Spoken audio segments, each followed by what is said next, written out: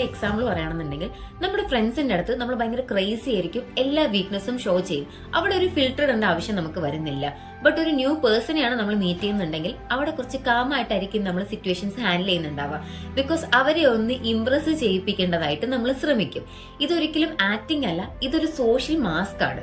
ഇതുപോലുള്ള സിറ്റുവേഷനിൽ നമ്മൾ ചെറിയ ചെറിയ മാസ്ക് വെയർ ചെയ്യും. ബിക്കോസ് നമ്മളെ തന്നെ ഒന്ന് പ്രൊട്ടക്ട് ചെയ്യാൻ വേണ്ടിയിട്ട്, നമ്മുടെ വീക്ക്നെസ് ഒന്ന് ഹൈഡ് ചെയ്യാൻ വേണ്ടിയിട്ട്.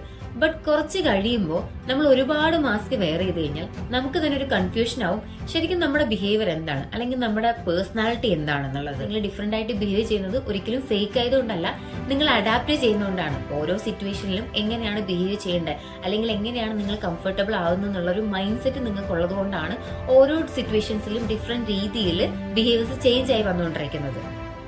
പക്ഷെ ഒരു കാര്യം ശ്രദ്ധിക്കണം, നമ്മുടെ കോർ സെൽഫ് എപ്പോഴും സെയിം ആയിരിക്കണം. അതിലൊരു ചേഞ്ചസും വരാൻ പാടില്ല. സം സിറ്റുവേഷനിൽ നമ്മൾ അഡ്ജസ്റ്റ് ചെയ്യും അല്ലെങ്കിൽ അഡാപ്റ്റ് ചെയ്യും, അല്ലാതെ കംപ്ലീറ്റ്ലി ലോസ് ചെയ്യാൻ പാടില്ല.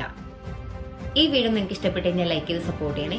കൂടുതൽ സൈക്കോളജി റിലേറ്റഡ് വീഡിയോസിനായിട്ട് ചാനൽ ഒന്ന് സബ്സ്ക്രൈബ് സപ്പോർട്ട് ചെയ്യാം. താങ്ക്